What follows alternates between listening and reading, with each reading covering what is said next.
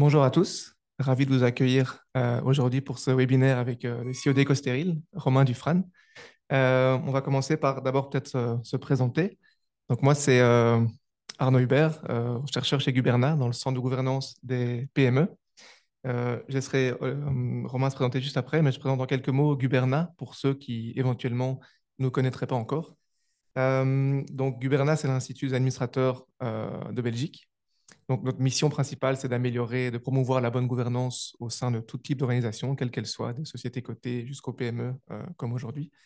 Et donc, on fonctionne en fait via trois piliers principalement. Le premier, c'est d'abord la création de contenu, le développement de connaissances en gouvernance d'entreprise. Ensuite, on fait beaucoup d'événements. C'est une grande communauté de membres, plus de 3200 membres aujourd'hui d'administrateurs qui couvrent toute la Belgique. Et on est aussi célèbre pour les formations pour administrateurs qu'on fait en français et en néerlandais et en anglais maintenant. Euh, et en plus de ça, nous proposons toute une série de services pour les entreprises qui sont des évaluations de conseils d'administration, par exemple, ou des formations pour administrateurs. Euh, L'objectif de ce webinaire aujourd'hui, c'est de découvrir l'entreprise EcoStéril, ainsi que sa gouvernance, son histoire et sa structure de gouvernance qui a évolué à travers le temps. D'un point de vue technique, on va échanger, Romain et moi, pendant autour de 40-45 minutes. Et puis, on laissera la parole à notre audience pour poser des questions. Voilà. Merci beaucoup, Romain, d'être avec nous aujourd'hui. Merci de Euh, m'avoir invité. je propose que tu décrives un petit peu d'où tu viens, qui tu es, ton parcours. Donc, tu viens de succéder à Amélie Maton, CEO d'EcoStéril. Donc, voilà, on t'écoute pour te présenter. Oui, je vais essayer d'être le plus succinct possible. Donc oui, Romain Dufrane, donc j'ai repris la direction, celle de la société en décembre dernier, en effet. Ça fait 8 ans maintenant que je suis dans l'entreprise. J'ai une formation de géographe, climatologue à l'université et un master complémentaire à l'ICHEC. Après avoir travaillé, notamment, je fais un stage Explore à la WEX et Mhm. pour le groupe Decathlon, j'ai rejoint la société familiale il y a maintenant 8 ans, par différents départements, SAV, technique et notamment ressources humaines. Et donc aujourd'hui, maintenant, c'est l'entreprise. OK, super.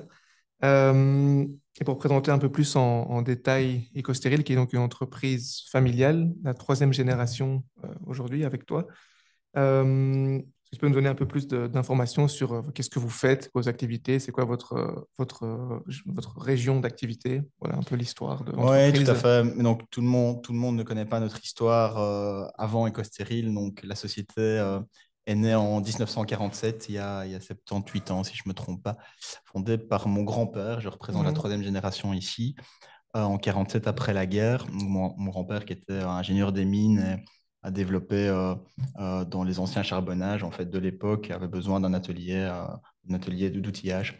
Et donc, les ateliers mécaniques du borinage ont été créés à ce moment-là pour ses besoins spécifiques. Ensuite, mon père est arrivé dans la société dans les années 90, mhm, après une carrière dans l'industrie, également dans le groupe Vesuvius notamment. Et c'est là que la société a grandi et cet atelier mécanique, il a en quelque sorte sublimé. Et fort de ses contacts déjà précédemment, on faisait des machines sur mesure dans le recyclage, notamment mhm, dans le recyclage des métaux ferreux et non ferreux. Et ce n'est vraiment qu'il y a 25 ans, donc dans les années 2000, que le projet EcoStéril est né. Il est né de plusieurs conjonctures qui en sont arrivées à ce moment-là, notamment d'un contexte international de pandémie, notamment au mhm, niveau d'Ebola en Afrique, qui ravageait le continent. Et à ce moment-là, les grandes institutions, organismes comme les Nations Unies, l'Organisation mondiale de la santé, avaient identifié, en tout cas, émis une urgence absolue pour trouver des solutions technologiques pour tout simplement décontaminer ce type de mhm, déchets qui étaient pour la plupart incinérés en pleine nature. Et donc, de par ce contexte, on a travaillé justement sur une technologie alternative pour déjà avoir cette idée j'y reviendrai peut-être, de circularité de ces déchets qui, partout dans le monde et encore aujourd'hui en grande majorité, sont brûlés, sont mhm, incinérés, soit de manière contenue ou de manière beaucoup plus sauvage. Euh, Et donc, l'idée était de créer une technologie de broyage et de décontamination de ces déchets par micro-ondes, technologie qu'on a brevetée et qu'on a fait évoluer avec le marché français, et notamment l'Institut Pasteur de France, qui, Mhm. euh, à l'époque, eh bien, voilà, nous a accompagnés sur base de leur réglementation très stricte, très exigeante, toujours actuelle, pour lequel voilà, on a développé nos machines. Et puis ensuite, on a été très vite à la très grande exportation, grâce Mhm. notamment à l'Agence Wallonne à l'exportation. Et c'est comme ça que le projet a finalement pris. Et finalement, notre activité est restée celle-là est unique depuis 25 ans. Ok, super intéressant. Et une question qu'on vous pose régulièrement, vous n'êtes pas actif en Belgique, seulement international. Quelles sont les causes de ce phénomène? Première question, on Ouais. rentre dans le vif du sujet. Oui, le marché belge a un contexte très propre à lui. Déjà, ce sont des réglementations régionalisées, Mhm. donc déjà, ça amène trois difficultés. C'est un marché aussi qui s'explique historiquement euh, via les politiques de l'époque qui est monopolisé et donc où l'incinération fait foi, notamment est gérée par des intercommunales en Wallonie et en Flandre. Et donc, voilà, on a estimé à l'époque voilà, de mettre toute notre énergie sur des marchés plus accessibles à l'international que de se battre en Belgique. Mais voilà, on ne désespère pas. Ouais. Mais c'est vrai que notre activité est 100% à l'export, absolument. Ok. Et Ouais. alors, avant de rentrer vraiment dans le vif du sujet par rapport à la gouvernance, en tant que nouveau CEO fraîchement arrivé, ce serait quoi, en quelques mots, votre première mission, vision pour EcoStéril? C'est quelque chose qui a changé par rapport à votre nouveau rôle? C'est une Large question, question. Ouais. ouais, c'est une question sur laquelle je pourrais m'étendre énormément. Euh, non, je pense que l'ADN d'EcoStéril reste ce qu'elle est. On a une vocation, euh, d'une part, mais vraiment c'est ça, d'éradiquer l'ensemble des bactéries, des virus que composent ce type de déchets. Et d'un autre côté, amener une logique disruptive dans la technologie et dans la manière dont on traite ce type de déchets. Donc, pour en donner un peu de contexte à ceux qui nous écoutent ou nous regardent, je ne sais pas Hmm. d'ailleurs.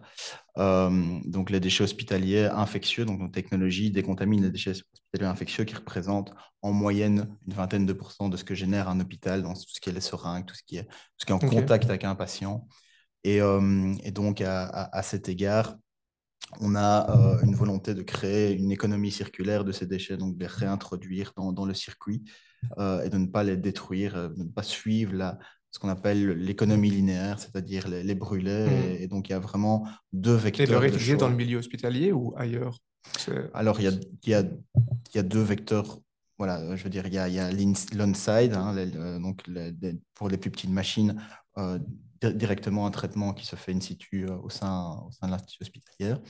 Nous, on se positionne plus sur l'off-site au niveau de machines, comme vous voyez Hmm. ici dans votre présentation, machines plus industrielles, où là, qu'elles seront plus utilisées par ce qu'on appelle des professionnels du secteur, des prestataires de services, des sociétés telles que Veolia, Suez ou autres, qui elles, collectent, transportent et centralisent ces déchets-là pour les traiter avec nos machines, pour changer en tout cas la mentalité et l'approche du traitement de ce type de déchets. Donc voilà, on est vraiment sur les deux vecteurs, à la fois sur le secteur de la santé et sur le secteur de l'environnement. Donc on a vraiment ces deux approches importantes. Ok, ok. Très clair. Et donc, vous avez breveté votre technologie, vous êtes le seul acteur sur ce terrain-là pour l'instant dans le monde où il y a c'est une forte compétitivité dans ce domaine, le Alors, traitement des déchets. on est en effet sur un secteur de Hmm. niche où oui, il y a de la concurrence, mais dans des technologies qui sont différentes. Mhm. Nous, en tout cas, on se positionne contre l'incinération qui non seulement d'un point de vue coûte énormément et d'un point de vue environnemental réémet euh, des particules dans l'atmosphère, du CO2, des furans, tout ce qui est tous des éléments polluants. Et donc, c'est limiter cela pour, euh, pour récupérer les matières plastiques. C'est pour ça qu'au-delà de notre gamme de machines que nous créons, nous avons aussi un centre de tri qui recycle les déchets, donc qui ont été créé à cet effet pour ce type de déchets, parce que les déchets hospitaliers, c'est principalement du plastique. Et le Mhm. plastique aujourd'hui, eh bien, a une valeur sur le marché et qu'on sait que c'est issu du pétrole et que le pétrole est une ressource finie, qu'on le veuille ou non, en déplaise à certains Mhm. au niveau de l'actualité des grands décideurs. Et donc, voilà, on s'inscrit tout à fait dans cette logique au niveau de notre secteur d'activité, mais aussi dans nos processus en interne. On y reviendra, je pense, Mhm. dans les questions. Et alors, dernière question par rapport à l'entreprise, vraiment dans le fonctionnement. Est-ce que vous avez vu des... Est-ce que le contexte actuel géopolitique assez complexe, enfin, assez changeant ces derniers temps, peut modifier vos activités dans le futur ou bien c'est quelque chose qui vous travaille? C'est marrant parce que c'est une question que j'évoquais tout à l'heure à table avec des collègues. Je dirais vraiment l'inverse, en fait, Ah oui? justement. Ça me drive d'autant plus. Ça me drive d'autant plus. Et ce qui se passe à l'international, en tout cas l'Europe, hein, pris en sandwich d'une part par la Chine, Russie et les États-Unis Mhm. maintenant, qui reviennent en arrière sur ces questions-là. Les questions ESG, on va les appeler peut-être Mhm. de manière un peu plus large.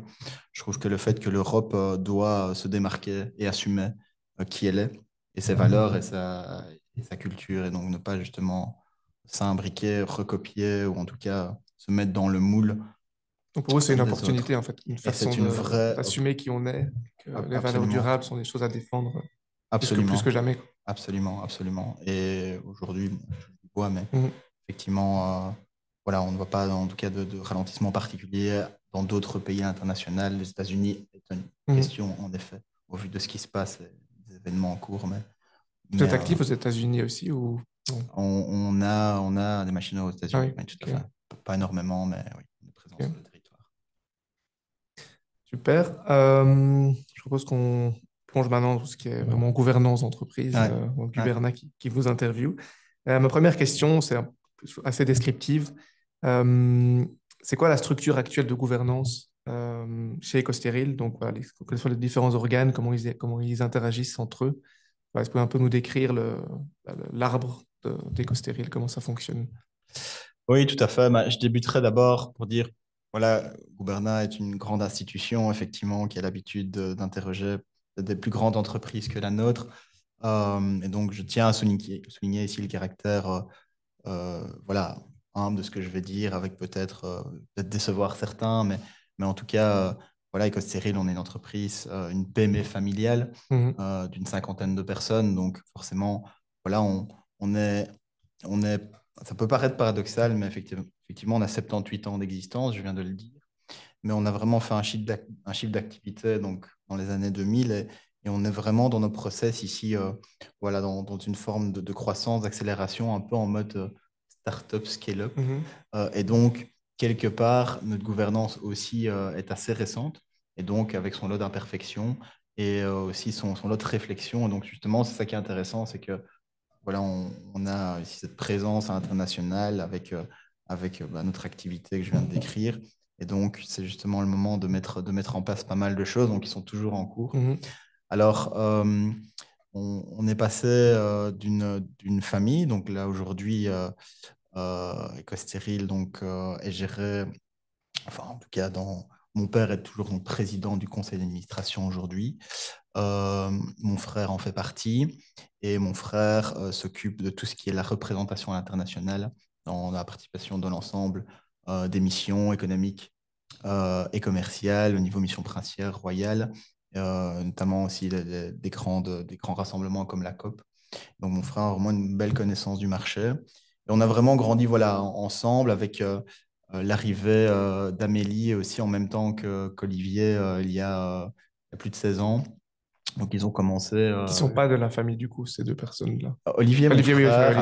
Amélie, Pardon, non. C'est Amélie, non, vrai ouais. que pour ceux qui nous connaissent un petit peu, Ouais, c'était un petit peu l'interrogation. Ils ont commencé en même temps dans la société. ok.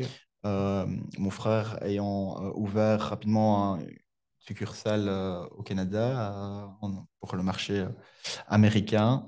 Et Amélie qui a progressé avec mon père donc dans la société.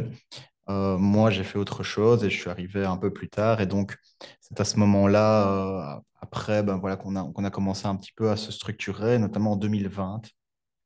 Donc, avant, on fonctionnait vraiment en mode Il n'y avait pas de CA avant 2020.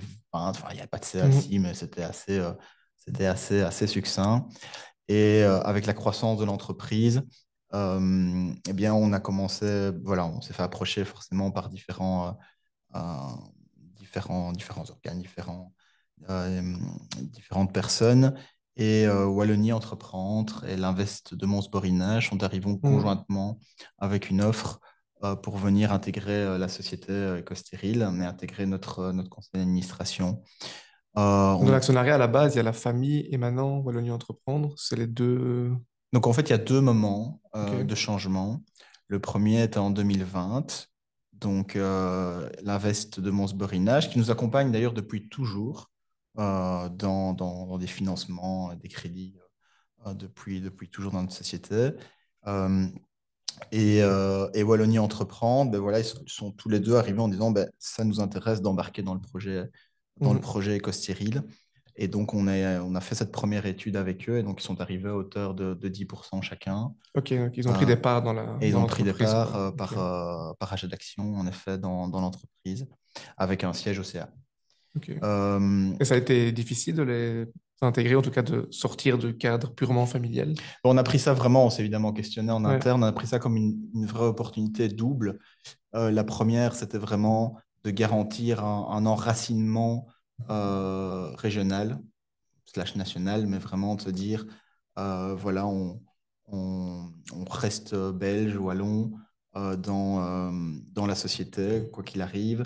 C'est vrai qu'on a cette volonté de garder cette maîtrise de la chaîne de valeur. Donc, c'est-à-dire que notre atelier mécanique que mon grand-père avait Mhm. acheté en 47 est Il est toujours toujours au même endroit. existant, fonctionne toujours, on fabrique toujours l'ensemble des pièces euh, des machines que nous fabriquons, jusqu'à l'accompagnement, évidemment, et du suivi du service après-vente partout dans le monde chez nos clients. Donc, pour nous, c'est vraiment important de garder cette maîtrise malgré notre petite structure et que ce soit Made in Wallonia. Made in Mhm. Belgium, je préfère parler en Belgique, mais bon, ici, puisqu'il y a un Mhm. contexte régional et provincial avec l'Invest. Donc, c'était vraiment le premier élément. Le deuxième élément, bah, c'était de commencer à structurer évidemment notre organe de gouvernance au niveau du non-exécutif, donc à avoir un Mhm. CA qui fasse sens. Euh, Vous êtes combien plus ou moins dans le CA pour l'instant? donc, dans le CA aujourd'hui, donc nous avons une personne donc, de l'investissement de Borinage, une personne Wallonie Entreprendre, de Wallonie Entreprendre, mon père donc, qui est président du conseil, mon frère, Amélie Maton, qui qui est est restée administratrice. administratrice et aussi actionnaire. Et donc là, c'était le deuxième moment, 2022-2023, je ne sais plus, donc BNP Paribas, qui a fait la même opération d'intégration de notre société à hauteur de 10%. Ah, Ouais. ok, ok. Et vous avez mentionné aussi qu'il y avait un administrateur externe, c'est ça? Et on a bien sûr, donc il Indépendant? faut Ouais. faire la Mhm. sommation de ça, un administrateur indépendant, Bernard Gillot, l'ancien président de la Fédération d'entreprises belge, qui, Ok. euh, qui nous a rejoint aussi oui, il y a 2 bonnes années, 3 ans. Ouais. Donc, vous avez 5, 6, 7, quelque chose comme ça, plus ou moins. Donc, Ouais. oui, si les calculs sont bons, Ouais. 3, 4, 5, 6, 7, oui, tout à fait. Ok. Donc, en fait, c'était important au niveau du CA d'avoir une structure assez équilibrée au niveau, d'une part, actionnariale, donc des gens qui, effectivement, qui sont partie prenante de la société. D'autre part, et c'est ça un petit peu peut-être qui manque aujourd'hui, c'est un, un côté sachant du métier, un expert. On en avait, voilà, on avait une personne, donc on était une personne supplémentaire il y a 2 ans qui a dû partir de son plein gré, habitant en France pour des projets personnels et donc ne pouvait plus suivre. Donc là, voilà, c'est une question qu'on a en ce moment, de se dire, voilà, on peut gonfler, mais il y a d'autres éléments qui vont compenser cela. Mhm. Euh, et euh, et l'autre volet qui concerne donc les administrateurs indépendants, qui sont là, je veux dire, qui n'ont pas d'expertise particulière, mais qui sont là plutôt pour peut-être challenger certaines décisions, qui sont là, qui peuvent peut-être plus prendre la parole et aussi voilà, conseiller de manière beaucoup plus en 360 voilà, dans certaines actions que nous devons prendre. Et il y a eu des moments difficiles que vous auriez refait peut-être différemment. Enfin, on apprend toujours de ses erreurs. Voilà, les erreurs servent à apprendre, mais est-ce qu'il y a des choses que vous aurez fait différemment quand vous regardez un peu dans le rétroviseur par rapport à la gouvernance d'EcoStéril, où tout s'est passé de façon assez simple et sans accroc? Ça dépend de quel côté du damier on le voit, évidemment, hein. Quand il y a, là, ce que j'évoque ici, c'est le caractère du non-exécutif, hein, donc l'organe du CA. Sur cet élément-là, je pense que non, on est plutôt fiers, voilà, Mhm. de ce qu'on a fait, avec prudence, avec voilà, sérénité, sans non plus se projeter ou se précipiter aussi sur le premier venu, parce qu'avant IMBC ou Aligné Entreprendre, il y a eu voilà, d'autres personnes qui sont venues à nous et Vous avez pris le temps s'en- de choisir ceux qui vous semblaient les plus pertinents pour e- pour e- l'aventure. Exactement, tout à Mhm. fait. Donc ça, c'est la première des choses. Donc je pense que si c'était à refaire à ce niveau-là, on aurait refait la Mhm. même chose.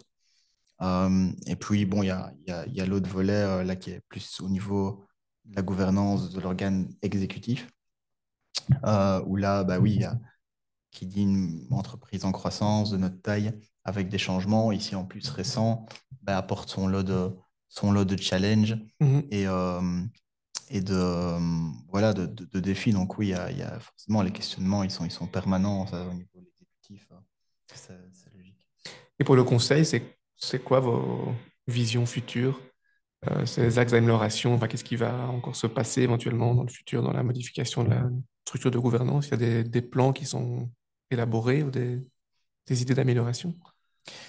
Ouais, c'est-à-dire que je remarque aussi, il y a deux manières de voir l'importance de la gouvernance, en tout cas la manière dont on la voit en fonction des générations.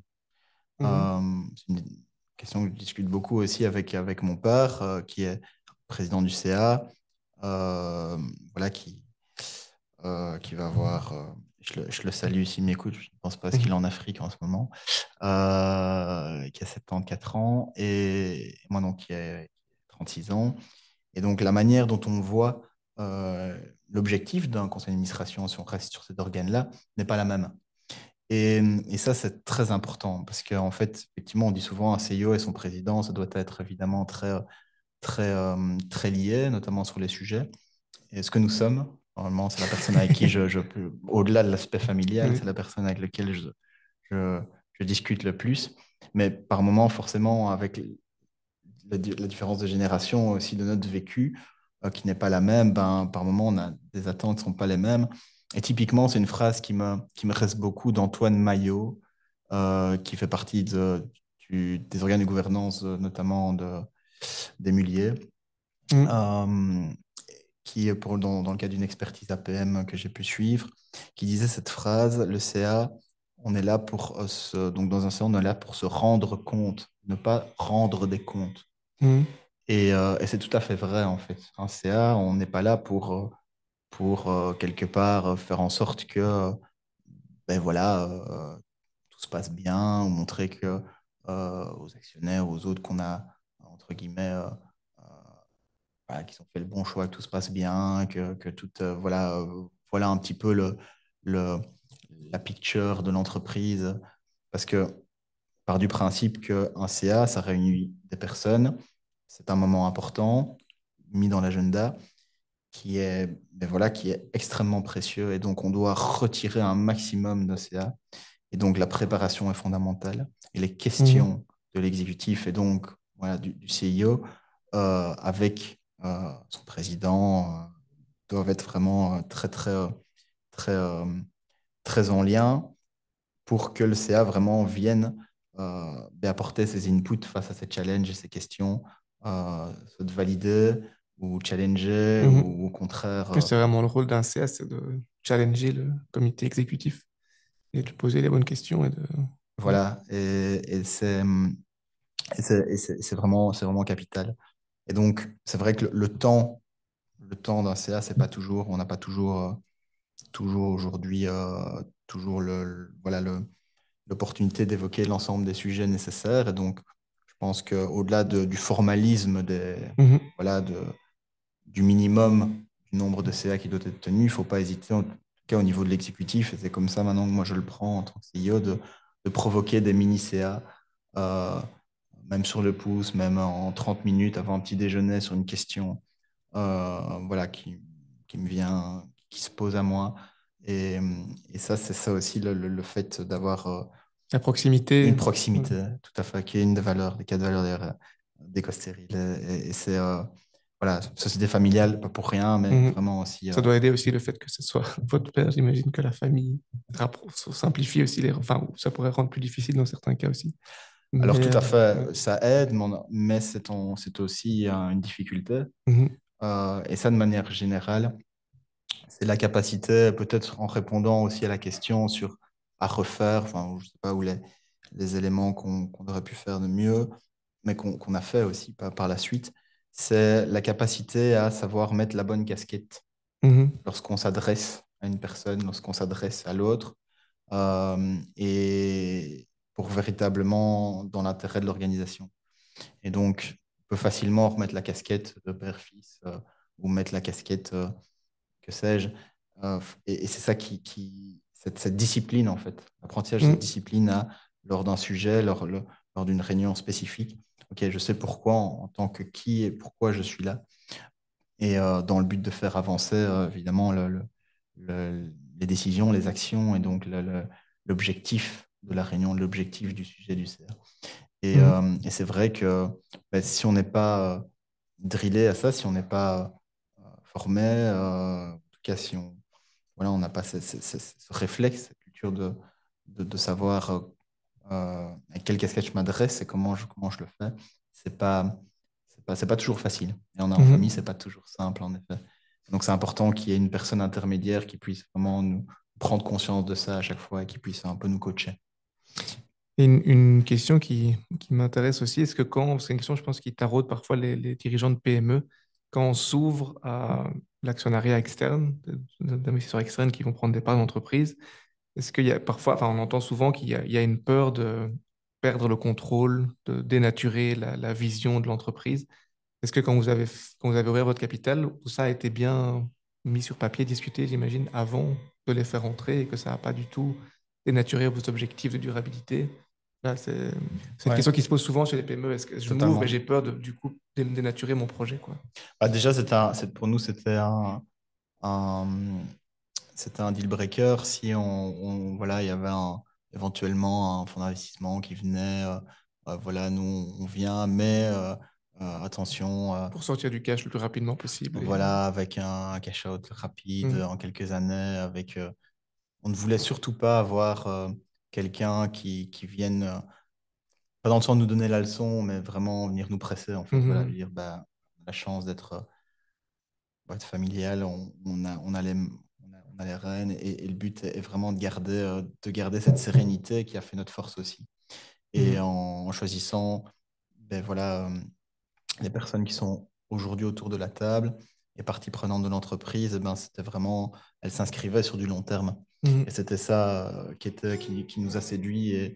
Et forcément, c'est aussi l'objectif et la raison d'être aussi de ces entreprises, enfin de ces entreprises, je veux dire, C'est devenu de des venir partenaires plus que entreprendre, des actionnaires. Enfin, c'est les deux ensemble, quoi. Ouais. complètement des partenaires.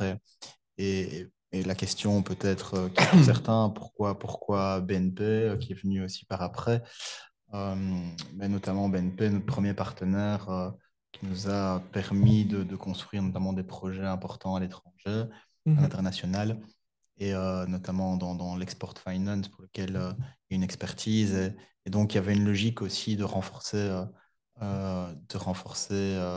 notre CA et consolider aussi avec, voilà, avec cette banque effectivement prestigieuse qui nous amène tous les supports nécessaires à notre croissance. Donc, il y avait aussi cette logique-là. Et contrairement à ce qu'on pourrait croire, ben oui, il s'inscrit dans une logique de long terme Mhm. avec, dans des entreprises voilà, comme la nôtre ou d'autres aussi qui ont des valeurs qui sont proches de proximité et des valeurs aussi de défense voilà, environnementale et ESG qu'on évoquera peut-être plus tard. Mhm. Ouais, ça fait une bonne transition vers ma question suivante. Par rapport à la gouvernance innovante, j'ai lu dans plusieurs articles que vous êtes en train de mettre en place un conseil régénératif. qui inclut l'humain, l'environnement, la nature. Pouvez-vous nous en dire un peu plus là-dessus? C'est quoi cette démarche et comment ça s'inscrit dans la gouvernance globale d'EcoStéril? Oui, tout à fait. En fait, ça m'a été, je veux dire, inspiré par d'autres entreprises, des amis aussi, qui ont intégré cette logique, donc avec l'organisme s'appelle Corporate Régénération, Mhm. et donc qui ont créé des comités régénératifs avec pour principe, voilà, avoir euh, 5 personnes en interne et en externe, notamment des jeunes, qui viennent avec vraiment à ces comités-là, avec un rôle, une mission claire. Donc, par exemple, il y a un représentant de la nature, Mhm. effectivement, dans les décisions stratégiques. Cette personne a cette casquette et ce rôle de porter la voix de la nature. Ça paraît un peu particulier, mais voilà, c'est comme ça que ça se passe. Et donc, il y a plusieurs entreprises moyennes et plus grosses, qui le font, comme la Maison d'Andois ou Copain Mhm. Group. Je sais que Danone aussi était, pour une plus grande Mhm. entreprise, était un peu en réflexion. Donc, des entreprises qui sont, en tout cas, que je connais assez bien pour les deux premières et qui sont vraiment tournées et incarnées par ces valeurs-là. Donc, au préalable, avant de continuer, j'insiste sur le fait qu'on ne fait pas cette démarche si le dirigeant, la dirigeante, ou en tout cas le CA n'est pas convaincu, en tout cas n'est pas incarné par ces valeurs-là. C'est pas possible d'aller dans une démarche d'un comité, on va dire, à mission, si l'essence même de la boîte, la mission, et donc ceux qui représentent l'entreprise, ses dirigeants et ses actionnaires ne sont pas convaincus, mais ne sont pas Mhm. incarnés par ces éléments-là. Et donc, ça recoupe aussi peut-être le début de notre interview par rapport à l'apport du contexte international et comment est-ce qu'on se positionne. Je pense que ça doit nous driver d'autant plus. En tout cas, moi, ça me drive. Et donc ça, c'est le préalable, en fait. C'est ça que je voulais Mhm. dire. Ce socle est important. Et donc, par rapport à ce comité-là, ben, il est déjà en place dans ces entreprises que je viens de dire. Et ce que je ne veux pas, ce que je ne voulais pas chez Costéril en discutant, enfin, je dis je, mais je partage évidemment cela avec les autres actionnaires et OCA aussi, c'est de créer une usine à gaz rapide. Mhm. On est une boîte, on est en PME de notre taille, une cinquantaine de personnes, et on peut très vite se perdre en créant des organes en tout genre, des Complexifie comités et plutôt que complexifier, simplifier. alors qu'on n'a pas, je veux dire, acquis déjà les bases Mhm. des premiers organes de gouvernance qui sont voilà, Mhm. déjà bien consolidés un CA ou c'est qu'on a des choses à améliorer. Donc c'est le risque de se perdre parce que ça prend du temps aussi, et donc il faut aussi. Donc pour l'instant, ils sont plutôt consultatifs. Comment ça fonctionne au day-to-day? Genre, ils émettent des indicateurs, par exemple? Ou genre, comment est-ce que ça va Ben, influencer la prise de décision, par il y exemple? a plutôt un lesson learn sur ce qui se passe dans les autres entreprises. Donc, ça reste quand même aujourd'hui expérimental, mais ça fonctionne dans certaines entreprises. Mais ils se rendent compte qu'une entreprise, je ne vais surtout pas parler en leur nom, mais une entreprise n'est pas l'autre dans ses difficultés. Typiquement, ben, une entreprise pourrait avoir des difficultés, notamment de pont entre le CA et ces comités-là. C'est-à-dire Mhm. qu'ils peuvent ressortir des décisions, en tout cas des éléments, et en fait, le CA peut quelque part ne pas être du tout en lien, voilà, un vieux CA avec des administrateurs qui sont là depuis très longtemps, du tout en cohérence avec ces comités-là. Et pour moi, c'est un grand danger. Donc les bridges, les ponts sont nécessaires, d'une part au sein de l'exécutif aussi, donc clairement amener des gens du CODIR, par exemple, et des personnes du CA qui soient à minima observatrices, observateurs Mhm. de ce comité pour au moins savoir, OK, je connais le cadre, je vois de quoi on parle et je ne débarque pas lorsqu'on amène un sujet pour acter de décision en CA, ben, le Donc, c'est plutôt contexte une est connu et fonction non pas. consultative pour l'instant, des C'est plutôt, tendances générales et d'amener d'autres perspectives pour le CA. voilà, Et voilà. c'est plutôt, Informatif, disons. plutôt consultatif. Mais comme je t'expliquais, voilà, on est ici c'est Ça, c'est vraiment, frais, quoi. C'est quelque chose d'assez voilà, nouveau, ouais. exactement, c'est vraiment frais. On ne veut pas aller trop vite parce Mhm. qu'on voilà, on a plein d'autres challenges aussi dont on fait face en ce moment. Et donc, par exemple, typiquement, ici, il y a un comité stratégique qu'on a à côté, qu'on réfléchit aussi pour discuter de véritables thématiques bien précises. Et notamment, ici, on les a segmentés en 4 parties, la finance, la croissance commerciale, l'innovation et les ressources humaines. Et Mhm. l'idée est de pouvoir d'allier les deux, en fait, et de se dire, en fonction des thématiques, eh bien, de créer un groupe solide de personnes à la fois experts dans le domaine, mais aussi des gens impactés par nos valeurs, justement par rapport à ces éléments ben voilà, d'impact environnemental, voilà, d'éléments vraiment euh, euh, sur ce sujet. Et Et l'idée de ce conseil, elle est venue par l'échange avec des pairs ou comment vous avez entendu parler de ce conseil régénératif? On vous a approché ou c'est plutôt vous qui vous êtes dit, en fait, enfin, comment ça s'est passé, cette idée, oui, comment elle a germé? c'est via, oui, c'est via mon réseau. Ouais. Et notamment, je suis membre de l'APM, qui est l'Association du Programme Management. C'est Donc, avec Québec, quoi. Non, c'est pas l'IA avec le Québec, non, je confonds peut-être. est-ce que c'est québécois Non, d'origine? Non, je pense que c'est non. français. Ok. Donc, ce ne sont pas des clubs de rencontres comme il peut y avoir, meeting de networking, pardon.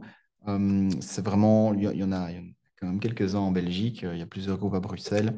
Et donc, c'est des groupes de dirigeants d'entreprises. On se réunit une fois par mois, notamment avec une expertise bien particulière et surtout faire des séances de co-développement, comme on appelle, sur des thématiques entre Ok. pairs qu'on évoque. Et donc, on grandit ensemble et c'est vraiment un safe space pendant une journée dans lequel on peut vraiment tout parler, tout évoquer. Et c'est vrai que notre groupe a une tendance à être très fort au niveau de l'impact, Mhm. au niveau du secteur. Et c'est très bien parce que c'est très varié. Il y a des entreprises d'une vingtaine de personnes comme des CIO et CEO de très grandes entreprises belges. Donc c'est assez varié, c'est assez riche du coup dans C'est à partir de dans là les... que cette idée a commencé à Et émerger. c'est vrai qu'on en a parlé et, euh, et voilà, j'ai un ami notamment je vais citer Realco, George Blackman, qui l'a fait voilà, chez lui. Et donc, ça m'a inspiré, en effet. Ça m'a inspiré, parce qu'encore une fois, Mhm. on défend des valeurs communes. Et donc, je trouvais ça vraiment très innovant. Et, et quand on est, voilà, quand on veut mener, en tout cas, quand on veut mener notre mission et notre quête à bien, bah, je pense que ces organes-là sont indispensables parce que quand on parle de gouvernance, bah, c'est un petit peu ça aussi, la mission d'une gouvernance. Ouais, C'est, c'est définir la vision et la mission, c'est le premier objectif de la on est bien gouvernance, donc d'accord, c'est souvent, mais sûr. par moments, voilà, on s'égare de ça et donc c'est vraiment est-ce qu'on est bien en ligne? Est-ce qu'on est bien en ligne? Est-ce qu'on ne va pas trop, est-ce qu'on ne va pas trop voilà, dans une Vous sentez que c'est direction un mouvement qui... Là, vous êtes un peu sans doute dans une niche aussi, donc est-ce que c'est quelque chose que vous sentez qui prend part un peu partout, cette idée de la durabilité des entreprises, ou bien c'est plutôt quelque chose qui reste dans une certaine niche? Quelle est votre perception là-dessus? Non, je trouve justement que ça prend beaucoup. Ça Ok. prend beaucoup, notamment, et ça je peux l'observer via le groupe 2030 dans lequel Ah oui. je suis membre, qui était fondé ben, par plusieurs entrepreneurs, dont Pierre Motet, qui est président de Act Mhm. for Wallonia, euh, et d'autres, euh, dont Jacques Cray aussi le regrettait, l'ancien CEO de Mhm. Sucra qui est décédé. Et donc, ils ont créé ça il y a 4 5 ans pour vraiment des entreprises, pour créer une sorte d'échange, effectivement, de dirigeants, dirigeantes qui veulent, euh, Intégrer la... mais plus qu'intégrer, oui, c'est ça, oui, non seulement échanger entre pairs, intégrer des notions, donc c'est vraiment ouvert à toute activité. Et je le vois, et c'est ça qui est assez intéressant et riche, c'est que quelles que soient les entreprises, et des très grosses entreprises, pour discuter et partager beaucoup avec beaucoup de CEO de très grandes entreprises de tout bord, il y a vraiment une volonté, plus qu'une volonté, il y a des actes, voilà, c'est juste, on essaie de voir comment on y arrive. On sait qu'on est dans un monde, un univers systémique qui est pas simple. Et donc, voilà, même des entreprises aujourd'hui qui ont pignon sur rue, qui sont leaders à l'international et qui ont un impact carbone extrêmement important, sont vraiment convaincus de cela. Mhm. notamment voilà, une entreprise que je vais citer, Carmeuse, même voilà, l'OS qui sont dans la chaux, sont présents dans ce groupement-là. La chaux, pour faire de la chaux, il faut Mhm. y mettre, ils fabriquent du CO2, donc c'est Mhm. vraiment extrêmement polluant. Et il faut embarquer ces boîtes-là. C'est indispensable en fait. Ouais. On ne peut pas les laisser de côté puisque c'est eux qui sont les plus gros émetteurs.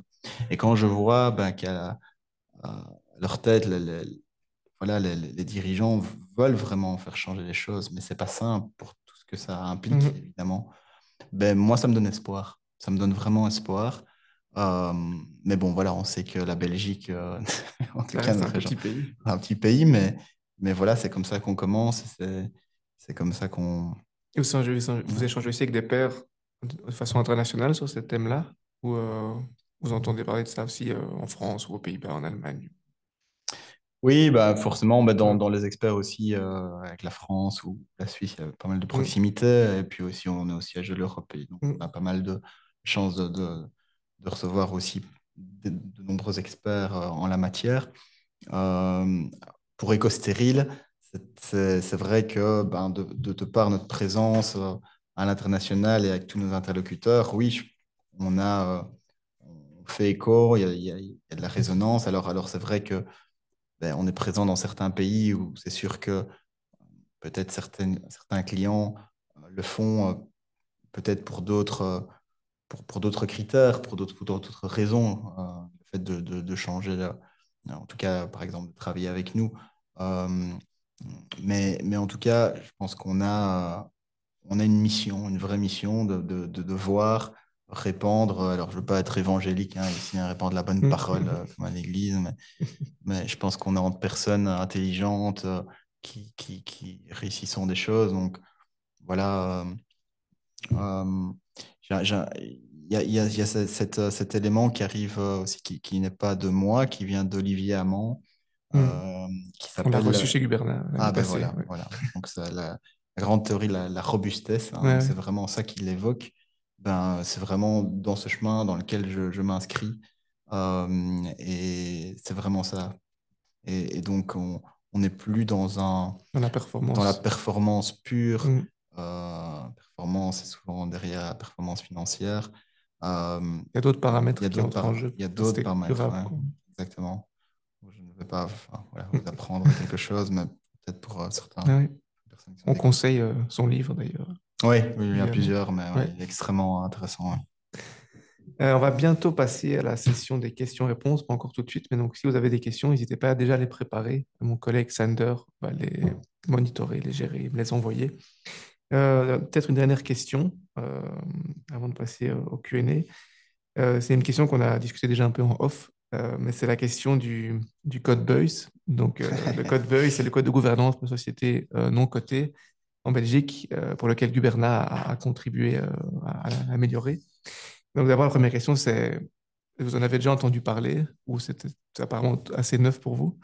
Donc, si vous pouvez en dire un ou deux mots, ça nous intéresse par rapport à nos travaux de recherche. Ouais, tout à fait. Ben, on a rigolé en off hein, juste Oui, avant l'émission. Non, en toute honnêteté, voilà, ok. je ne connaissais pas. Je ne connaissais pas, alors que voilà, peut-être que je vais m'en Mm, surprendre, étonner certains. Euh, mais voilà, donc je me mm, suis vite fait renseigner, mais je ne connaissais pas de base. Comme quoi, ben voilà, oui, c'est vrai que. mm. Après, ce qui est intéressant, c'est que malgré que vous ne connaissiez pas les nouvelles recommandations, vous les appliquez pour la plupart déjà. Donc, c'est plutôt positif. Ah bah tant C'est que mieux, bien sûr. c'est aligné. Et du coup, vous avez eu d'autres. On a parlé beaucoup déjà de différents vecteurs qui vous ont aidé à améliorer la gouvernance, mais vous avez eu des codes ou des documents de référence pour votre gouvernance ou c'est vraiment venu petit à petit, step by step, ou est-ce que vous avez eu d'autres références que ce code-là pour la gouvernance? Alors, pas spécialement des codes, donc Hmm. je veux dire, suivre C'est l'échange entre des pairs manuels. surtout, comme C'est via. plutôt des champs Ouais. entre pairs. Il y a eu quand même un moment, enfin, il y a plusieurs éléments en tout cas, qui ont fait évoluer à titre personnel. Donc, il y a notamment enfin, le concept d'entreprise libérée, je sais qu'il est assez controversé aujourd'hui, notamment avec Isaac Gates, enfin, voilà, qui a sorti un livre assez connu à ce sujet. Le fait voilà, de donner la responsabilité vraiment à l'ensemble de ses collaborateurs, qui ait beaucoup plus d'autonomie de manière générale. Donc, ça, c'est plus vraiment au niveau de la Mm. gouvernance de manière générale au sein de l'exécutif. Et quand j'étais chez Decathlon, c'est quelque chose qui arrivait, et qui m'a assez parlé, de manière peut-être beaucoup plus, on va dire, allez, high level. Au niveau de la PM, on a une expertise avec, j'évoquais Antoine Maillot, qui a vraiment, durant quelques sessions, amené, voilà, il a vraiment fait une autre recherche et travail là-dessus. Et il aide voilà, toute la galaxie, notamment Mully à ce niveau-là. Et c'était assez intéressant voilà, de voir, enfin, voilà, de voir, de se positionner où en est le rôle, l'interaction entre le président et son CIO, en effet, voilà, les mandats des administrateurs, enfin voilà, tout Mhm. ce qui reprend un peu dans votre code base, euh, mais de manière peut-être différente. Il a sorti aussi un livre, donc voilà, Ok, c'est avec peut-être d'autres l'expertise ressources, qui quoi. a fait en sorte que. Ouais. Super, mais un tout grand merci. Je propose de passer aux questions-réponses, s'il y en a. J'en vois déjà une première ici, deux questions ici. Euh, Première question qui nous est posée, c'est comment veillez-vous à l'indépendance des membres de votre conseil? Vaste question. Ouf. À l'indépendance des membres du conseil. J'aimerais un peu plus de précision, si c'est possible, dans la question. Euh, à mon Euh, avis, l'idée derrière, c'est qu'ils ne défendent pas les ouais. actionnaires qu'ils représentent, j'imagine. Euh, Ouais. Euh, Ouais, je crois surtout qu'il y a beaucoup de bienveillance au niveau de notre conseil, de sincérité, de transparence. Il n'y a pas de. Moi, je pense que c'est une clé. hmm, Déjà, euh, on n'est pas énormément. Ça aussi, c'est quelque chose dont j'ai du mal à comprendre dans les grandes organisations. Où il y a des conseils d'administration, il y a déjà plus de 10 personnes. Ça me paraît déjà beaucoup parce que c'est impossible. Les gens ne peuvent vraiment pas interagir, ou en tout cas apporter leur input de manière très très pertinent. Euh, à un moment donné, oui, je pense qu'il faut faire confiance. Voilà, il faut faire confiance et, euh, et oui, c'est ça. Je pense que les personnalités, à un moment, se créent, les échanges et les liens se forment. Et donc, voilà, mhm. je, Ça va, écoutez. je sais pas. Ouais. J'ai une deuxième question ici, aussi un peu straight to the point. Ouais. Euh, Quelle est votre vision sur la rémunération des administrateurs familiaux? Des administrateurs familiaux. Oui. Alors, Est-ce qu'ils euh, doivent être rémunérés ouais. pour le rôle qu'ils ont en tant qu'administrateurs? C'est ce qu'on préconise chez Gubernat en général. Ou est-ce Hmm. que ça suffit qu'ils soient juste actionnaires et que la rémunération passe par là? Ah, mais moi, j'ai un avis assez tranché là-dessus. C'est vraiment plutôt la deuxième option ici que tu évoques, parce que je pars du principe, de manière générale, euh, que enfin, voilà, quand on va dans un CA, on y va d'abord pas pour l'argent, sinon c'est vraiment un Mhm. problème. C'est vraiment parce qu'on estime qu'on a une vraie valeur ajoutée, qu'on y va pour l'impact qu'on lui donne et pour finalement transmettre un certain savoir. Donc ça, c'est vraiment déjà de base extrêmement important. Mais en plus, si on est actionnaire derrière, familiaux ou non familiaux, j'insiste, pour moi, voilà, l'impact que va avoir le CA, c'est ses propres, voilà, de toute façon, de manière indirecte, son argent quelque part qui est Mhm. investi. Et donc, pour moi, voilà, c'est pas un élément qui me semble qui doit être drivé ou pertinent. Alors voilà, peut-être que Après, l'idée qui est certains parfois verront pas derrière, c'est de ça. dire que être actionnaire, c'est une chose, et l'autre part, c'est que c'est une charge de travail qui peut être parfois très importante, de préparation, et que donc dans ce cadre-là, Tout à une fait. rémunération Ouais. peut s'avérer adéquate et pertinente. Dans le cas d'indépendants, effectivement, Ouais. d'un actionnaire, clairement. Euh, je dis ça parce que ça peut être aussi le côté inverse. C'est des personnes qui passent plus leur temps à être que dans des CA différents et en Mhm. fait ne plus être vraiment véritablement présent au moment du CA. Et donc, voilà, à force de faire trop de CA, effectivement, ça peut être un vrai souci.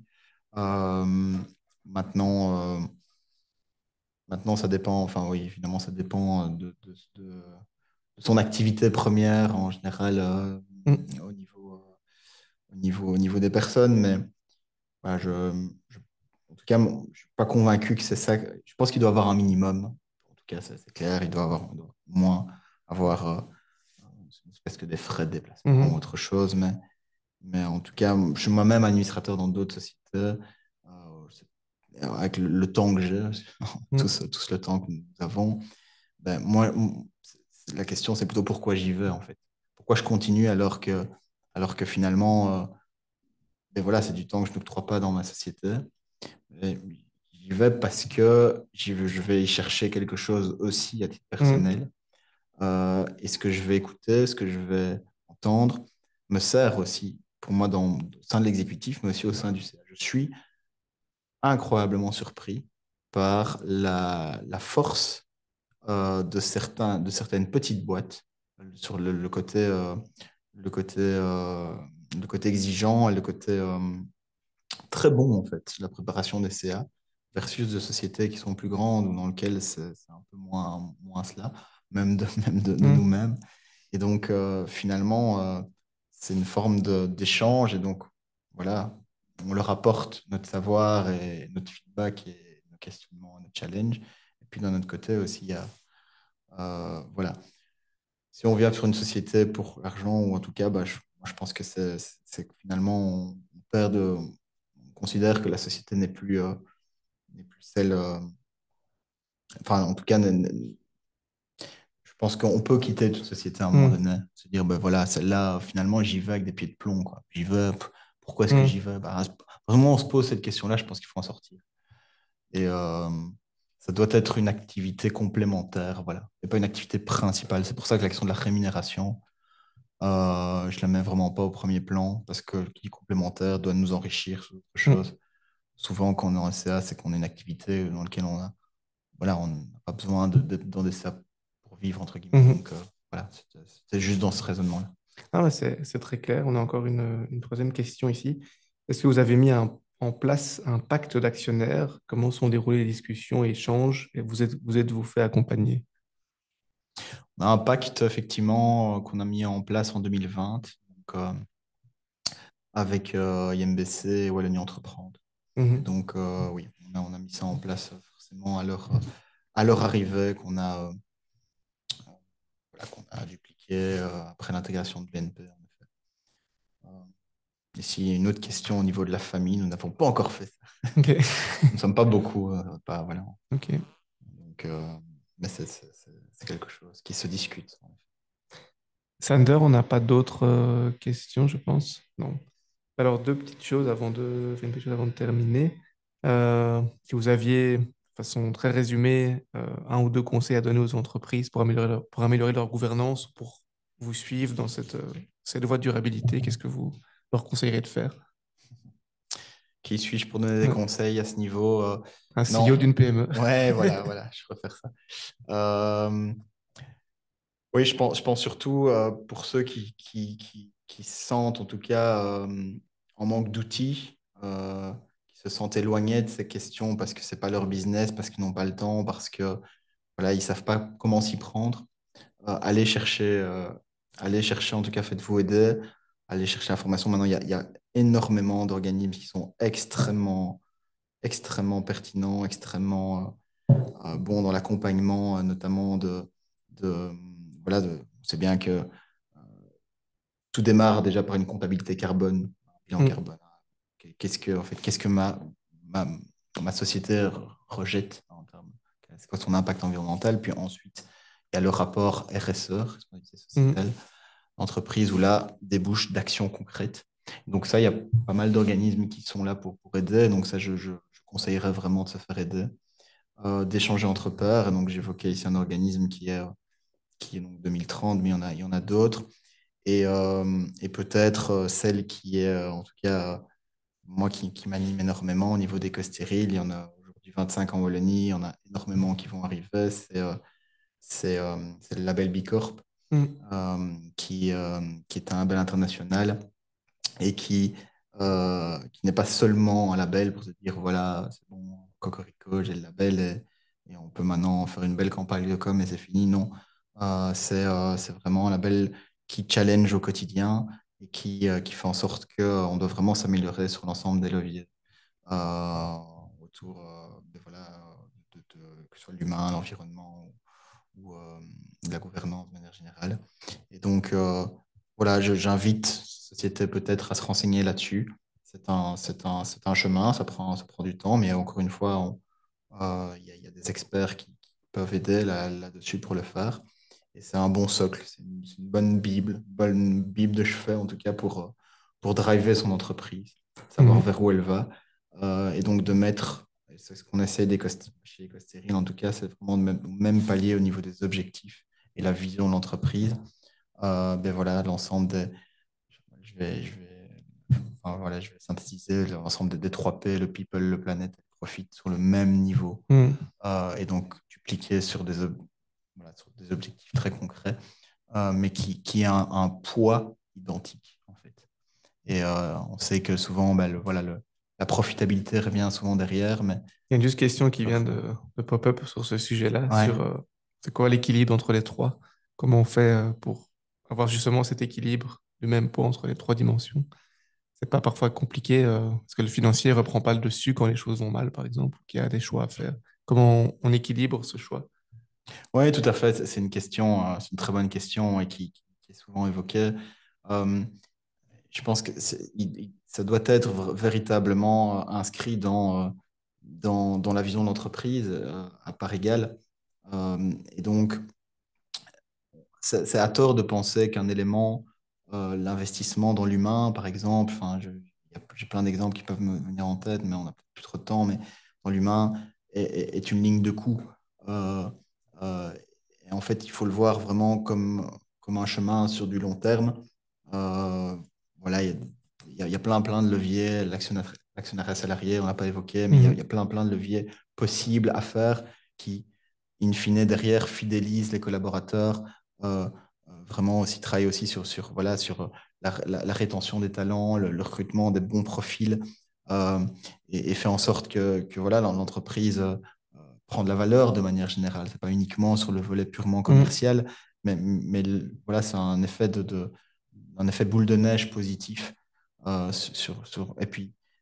Et puis aussi, c'est surtout le fait de se dire, mais voilà, s'il y a un choix cornélien à faire sur, OK, est-ce que ce pays-là, ce contrat, est-ce que j'y vais, est-ce que j'y vais pas, c'est aussi pouvoir se mettre des garde-fous en disant, mais bon, voilà, ça c'est, voilà, on est bien toujours Alors, aligné avec toujours en nos valeurs, quoi. filigrane, les trois dimensions, Les quand on trois doit faire des dimensions choix. et aussi en lien avec notre culture et nos valeurs, Mhm. dire, bon, ben là, est-ce que j'ai vraiment besoin de prendre ce risque-là qui Quitte à mettre à mal compromettrait mon... vraiment notre mission ou vraiment qui on est. Et donc voilà, et ça faut le mesurer. Euh, voilà, je pense à eux, Brussels Beer Project, ils ont décidé Ils ont fermé une partie de leur exportation. de Ouais. l'exportation dans l'Europe. Voilà, bah, c'est une décision courageuse Mhm. qui avait du sens pour eux. Voilà. Mhm. Moi, je trouve ça courageux. Je dis pas que c'est bien ou mal, c'est pas mon Mhm. débat ici. C'est Mais cohérent, en c'est tout cas. cohérent avec Ouais. qui ils sont. C'est ça, en fait, mon point. Mhm. Et donc, et ça, je l'espère en tout cas pour eux, mais pour plein Pareil chez d'autres aussi. Dandois aussi, qui a arrêté la grande exportation au Japon, par exemple. C'est Exactement, la même... tout à ouais. fait. Je discute beaucoup avec Antoine Alexandre, c'est des thématiques qui nous drive. Et donc, voilà, j'invite ces personnes qui sont en questionnement à continuer et à débattre là-dessus parce que c'est très, très riche. Super, bien, des bons conseils pour nos auditeurs. On va clôturer là-dessus. Donc, on vous remercie grandement d'être venu ce soir pour échanger avec nous. On rappelle que Guberna est là aussi pour vous accompagner si vous voulez améliorer votre Mhm. gouvernance, notamment développer ou construire un conseil d'avis, un conseil d'administration, ou faire évaluer votre conseil. Donc voilà, n'hésitez pas à aller voir le site www.guberna.be ou me contacter moi directement, arnaud.hubert@guberna.be. Voilà. Donc, n'hésitez pas. Un grand merci pour votre écoute et à bientôt. Merci beaucoup. Merci beaucoup.